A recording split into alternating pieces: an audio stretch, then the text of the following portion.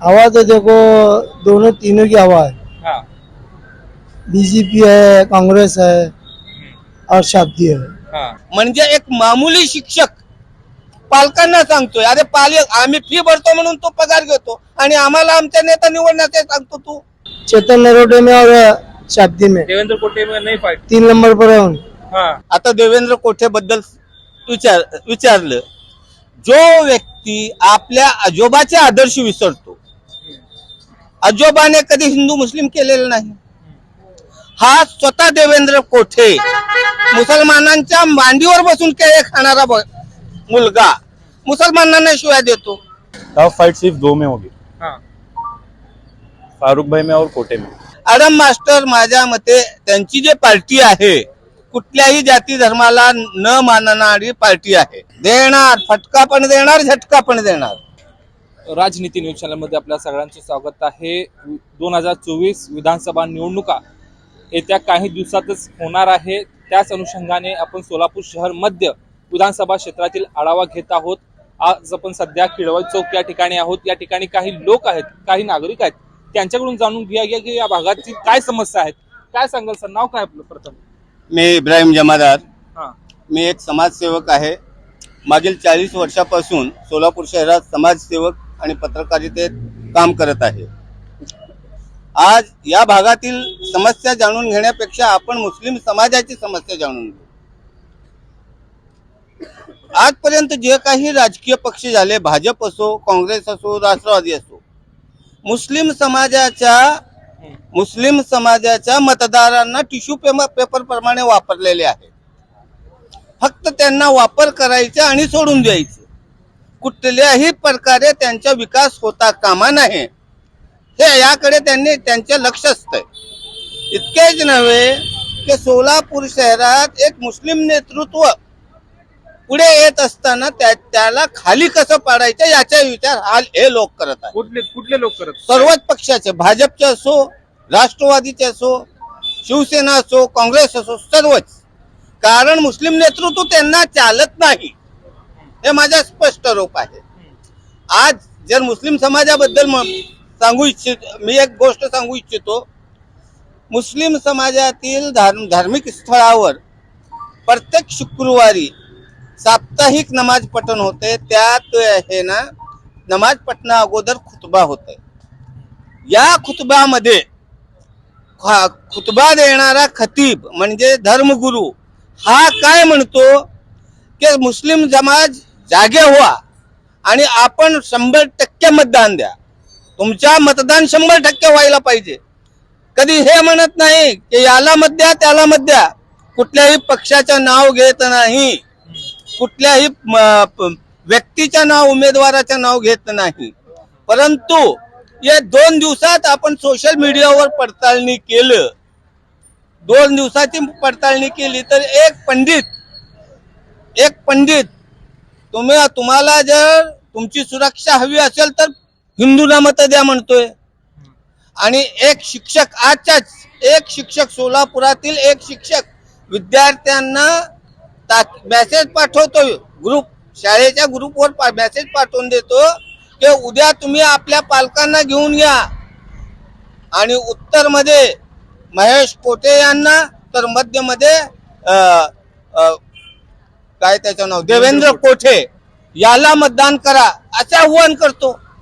म्हणजे एक मामूली शिक्षक पालकांना सांगतोय, अरे पालक आम्ही फी भरतो म्हणून तो पगार घेतो आणि आम्हाला आमचा नेता निवडण्याचे सांगतो तू। काय सर आपलं नाव काय? कुठून आलात तुम्ही? नाव तर सांगा ना। गैदीपीर जमादार आहे, मध्यमधलाच आहे।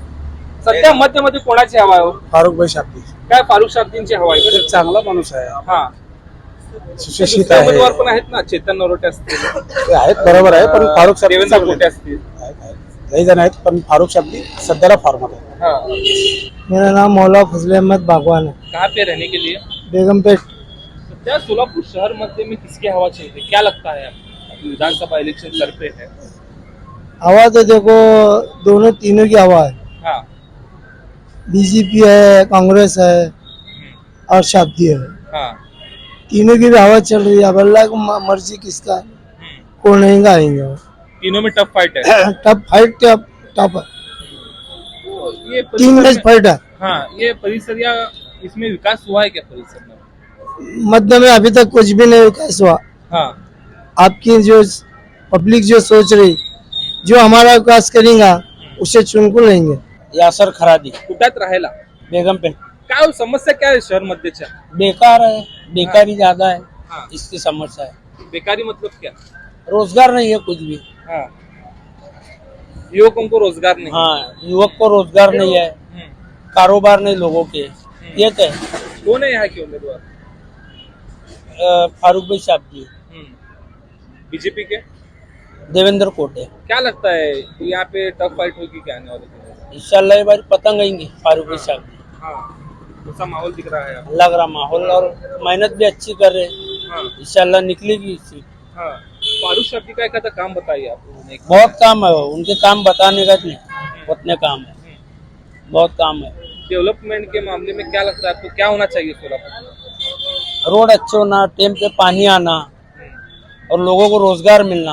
विक्रांत बागवान, किधर रहने के लिए? शनिवार पेट इस बार पहला वोटिंग है आपका। पहला वोटिंग। क्या लगता है क्या डेवलपमेंट होना चाहिए सोलापुर शहर में?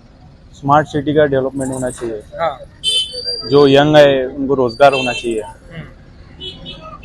जहाँ भी रोड खराब है रोड का काम होना चाहिए, जो नाले वगैरह जो है टूटे, रोड पर पानी जाता है गंदा। इन सोलापुर शहर मध्य के अंदर जो युवक है उनकी संख्या बड़ी ज्यादा है। हाँ, क्या लगता है युवकों के लिए क्या होना चाहिए? युवकों के लिए सिर्फ रोजगार का काम होना चाहिए, और उनको जो भी है पढ़ाई में, एजुकेशन के मामले में जो भी बनता है उनके लिए होना चाहिए।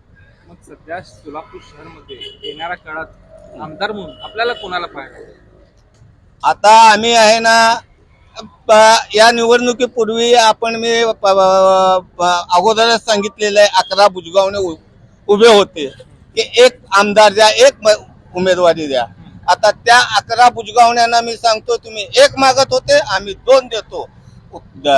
इतर दक्षिण मधनं बाबा मिस्त्री आणि मध्य मधनं फारुख शास्त्री, हे मी त्यांना ठासून काय सांगतो। विश्वास आहे का फारुख साहेब निवडून? हो, निवडून येतील, एक त्यांच्या समोर जे तगडे आव्हान आहेत, देवेंद्र कोटे असतील, तौफिक शेख असतील, आता आपण चेतन नरोटे असतील, अडम मास्तर असतील, काय सांगाल? आता आपण सर्वांबद्दल सांगायचं म्हणजे खूप मोठा होता विषय। आता देवेंद्र कोठेबद्दल विचारलं, जो व्यक्ती आपल्या आजोबाचे आदर्श विसरतो, आजोबाने कधी हिंदू मुस्लिम केलेलं नाही, हा स्वतः देवेंद्र कोठे मुसलमानांच्या मांडीवर बसून केळे खाणारा मुलगा मुसलमानांना शिवाय देतो। हे मुसलमानांना वाईट वाटलेलं नाही, मुसलमानापेक्षा जास्त वाईट आमच्या हिंदू बंधूंना वाटलेला आहे, फटका त्यांना बसणार। आणि राहिलं सर्वात मोठा आव्हान म्हणजे ते आडम मास्टरांचं। आडम मास्तरांनी 30,000 घरी बांधली म्हणून त्यांच्या हे आहे। आडम मास्टर माझ्या मते त्यांची जे पार्टी आहे, कुठल्याही जाती धर्माला न मानणारी पार्टी आहे। कम्युनिस्ट पार्टी म्हणजे कुठलाही जातपात पाहत नाही, परंतु गेल्या 10 वर्षात आडम मास्तरने मुसलमानाबरोबरही धोका केलेला आहे। कसे म्हणजे सर्वप्रथम तुम्ही जेव्हा 30,000 अल्पसंख्याक लोकांना घरे देण्याच्या स्वप्न दाखवलं, त्यावेळी आपण नाव ठेवलं होतं शहीद कुर्बान हुसेन गृहनिर्माण संस्था। हे आपल्या सर्वांना माहित आहे। अचानक आपला स्वार्थ पूर्ण करून घेण्यासाठी मोदी साहेबांचे ऐकून त्यांनी कुर्बान हुसेन हाऊसिंग सोसायटीचा रेनगर केलेला आहे। ते आम्हाला पटणार का? कुर्बान हुसेन आमचे आदर्श नाही का? त्यांनी कुर्बान हुसेनचं नाव का बदललं? म्हणजे त्यांना मुस्लिमांची मुस्लिम समाज फटका देणार, फटका पण देणार, झटका पण देणार। क्या लगता है चाचा इस बार यहाँ शहर मध्य में से फारूक शाब्दी जीतेंगे या देवेंद्र कोटे जीतेंगे? क्या लगता है आपको? देवेंद्र कोटे नहीं, क्यों? फाइट दोनों में है। हाँ, इसमें चेतन नरोटे में और शाब्दी में देवेंद्र कोटे में नहीं फाइट। 3 नंबर पर है। हाँ, फाइट दोनों में से रही, अच्छी फाइट रही। क्या लगता है इस बार सोलापुर शहर मध्य में किसके हवा है? सामने जो है इस बार सिर्फ और सिर्फ फारूक भाई शाब्दी की हवा है। जो है बीजेपी की तरफ से देवेंद्र कोटे है और कांग्रेस की तरफ से चेतन नरोटे है, अडम मास्तर है और जो है अपक्ष उम्मीदवार तौफिक शेख है। क्या लगता है इन चारों में टफ फाइट होगी क्या? टफ फाइट सिर्फ 2 में होगी, हाँ, फारूक भाई में और कोटे में। और इंशाल्लाह हम 23 तारीख को जश्न मनाएंगे। हाँ। फारूक शाब्दी क्यों? फारूक शाब्दी विकास कर सकते हैं। विकास कर सकते हैं और वो हर समाज का लेकर चलने वाले, किसी एक समाज को नहीं लेके हर समाज का काम होगा इंशाल्लाह।